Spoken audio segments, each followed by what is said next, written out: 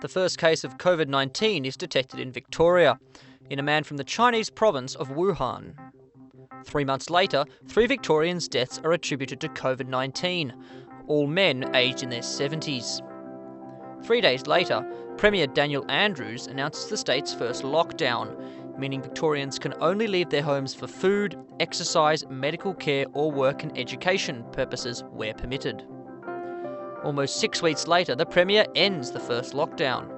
But after 2 months, Melburnians and those living in the Mornington Peninsula and Mitchell Shire are placed back into Stage 3 lockdown by the Premier, who says it will last 6 weeks. However, it would be almost 16 weeks before this lockdown ended, as COVID cases and deaths continued to soar. A state of disaster is declared and Melbourne shifts to Stage 4 restrictions. A curfew from 8 p.m. to 5 a.m. is introduced and travel is reduced to 5 kilometres from home addresses. After 111 days, Melbourne's lockdown finally ends, with residents allowed to leave their homes and hospitality and retail allowed to reopen. Melbourne now holds the global record for the longest continuous lockdown. 4 days later, COVID cases begin to wane and Dan Andrews in his North Face jacket take a day off from fronting the cameras for his infamous daily press conferences after 120 consecutive days fronting the media. Soon into the new year, a 5-day Stage 4 snap lockdown is announced. This is triggered by a cluster of 13 infected people in quarantine near Melbourne Airport. All internal borders close and international flights are suspended. 5 days later, the lockdown ends, although masks remain mandatory indoors and outdoors when social distancing is not possible. Limits remain on gatherings too. After 3 months of relative freedom, a 26-case cluster in Melbourne's north sees a 4th COVID lockdown enacted. Residents can now leave their house for a 5th reason: to get a COVID-19 vaccination.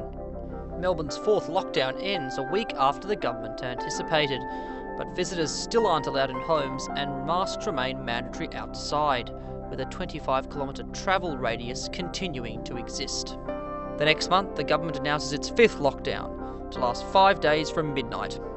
This one is triggered by New South Wales removalists who set off an 18-case cluster as they shifted furniture into a Maribyrnong apartment without wearing masks. After 12 days, the lockdown ends. Students can return to school, but mask mandates and bans on home visitors remain in place. Public gatherings are limited to 10 people. Victoria enters its 6th lockdown, but country residents are given a reprieve after just 4 days. City dwellers will stay in lockdown for a further 2 months, however.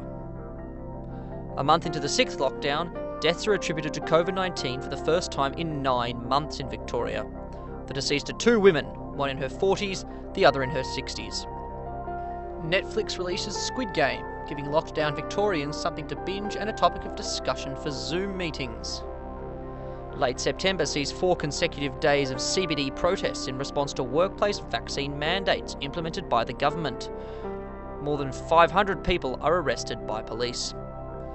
With the metropolitan area and the Mitchell Shire continuing to languish in lockdown, Melbourne passes yet another milestone. Its 245 days of cumulative lockdown is the longest anywhere in the world. Melbourne emerges from its 6th and final lockdown after 77 days. The same day, the state passes 1,000 COVID-related deaths. Victoria's pandemic declaration ends after a mammoth 903 days.